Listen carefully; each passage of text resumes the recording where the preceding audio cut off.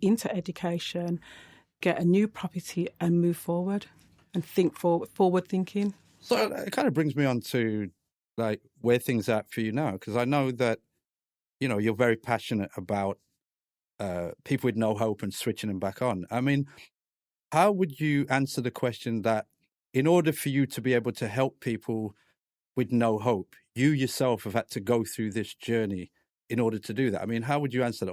Or can somebody come from, say, a middle-class suburb with a degree in social care and help people that way? Or do you think that we need to have a difficult life to help people with difficult lives? I think everyone and anyone can help in some way, shape or form. But I do believe that my passion to help has stemmed from my journey, because I believe that I have felt it, I have done it, I have touched it, and I believe individuals would be able to relate to me because I've experienced crime, I've experienced a partner being murdered because of crime, I've experienced a female cousin going into prison. I've experienced a godson being murdered through a drive-by shooting. So I believe that the passion that I have within me does stem from my own journey. It stems from my own journey, it stems from my own pain, but it also stems from the fact that I've made a conscious decision not only to change my lifestyle and my surroundings, but also to have that impact in the lives of other people. In terms of, you know, from an emotional and psychological point of view, if you think about having passion and all the stuff you've been through, what support structure do you now put into place for yourself in order for you to be able to not burn out?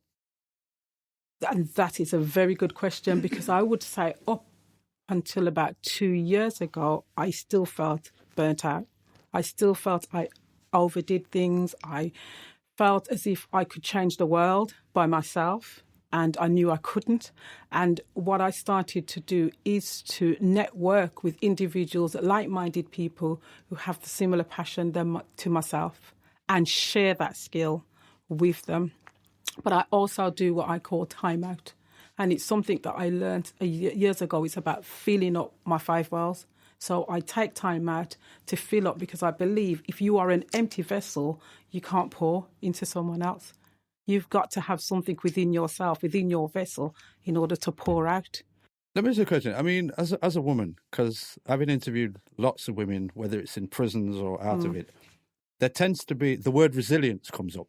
When you think of men and you think of resilience, do you see the word resilience when you look around the community different from women? Because my observation is women seem far more organised in building resilience with each other than we do.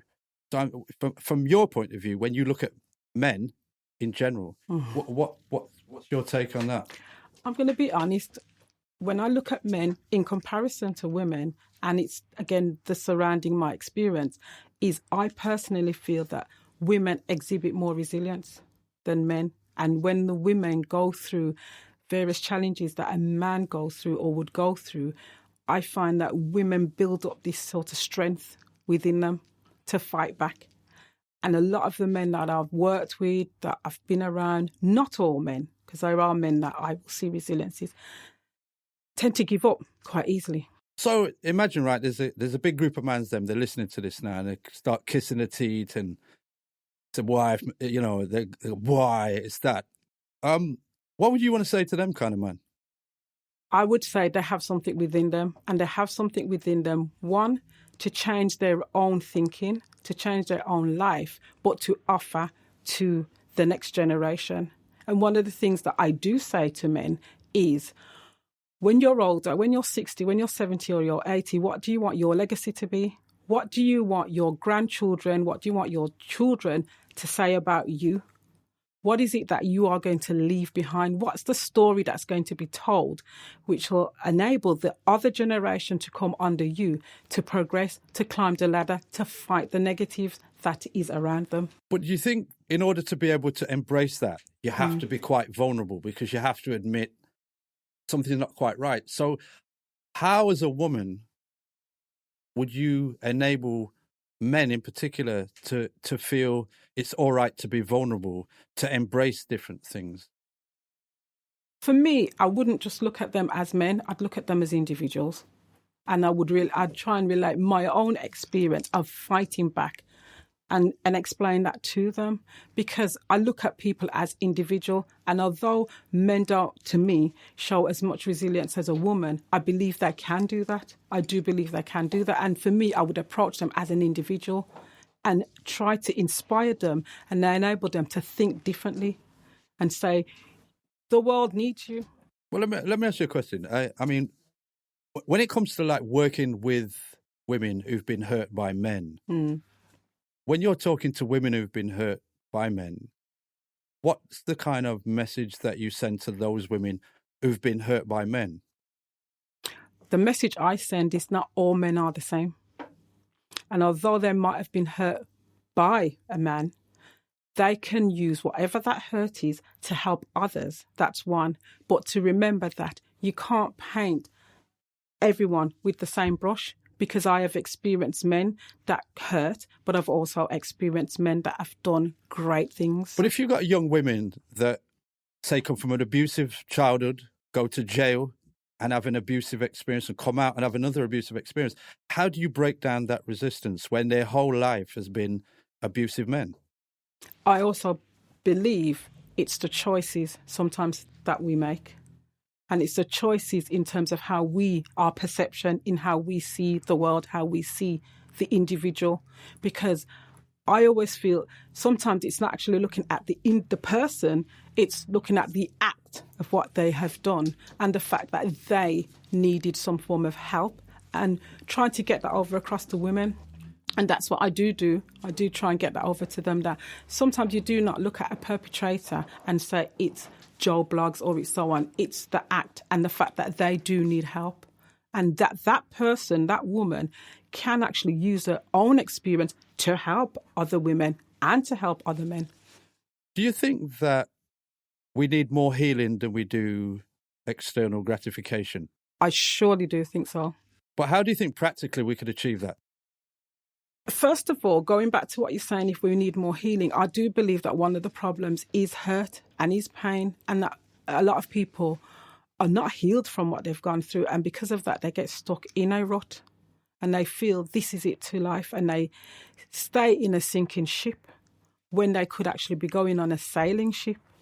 And I do believe that the healing first comes with it does come with a mindset. It does come with your perception. It does come with how you think, how you view life. And it's about looking at the future and what you want for the future. And it's changing that mindset to say, though my situation may be like this today, I know it can change tomorrow. But do you think that for a lot of people, though, healing is too painful? So drugs, alcohol, violence, do you think that for some people it's an easier option? Because in order to heal, to face that pain, it's hard. So I'm just wondering, from your experience, are people more comfortable with being in pain? Yes, and that's why they stay in a rut, because of fear as well.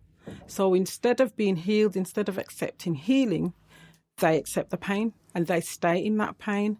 But what they don't realise is they can actually use that pain to push them into their purpose.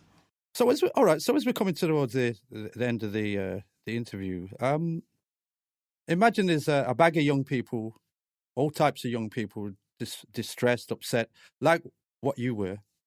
And if you was talking to them today and you was to give them 2 or 3 things that you'd like them to go away and practically be able to do something, give me 2 or 3 things that you'd say to those young people in pain.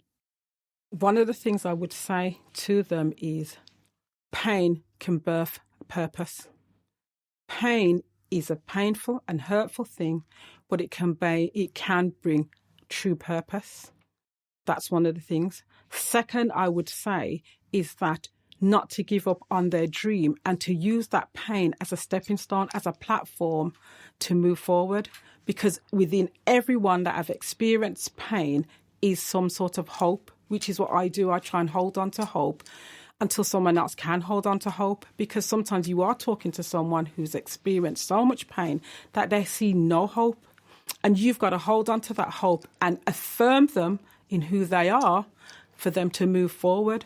So the other thing I would say is to dream and to dream big and to think about themselves 20 years later and what they would like that story to be told, how they would like that story to change to what it may be like now, and how that pain can be used to change the story. So when they're 80, when they're 90 and they look back, they can say, well, this is where I was at 18 or 20 or 30.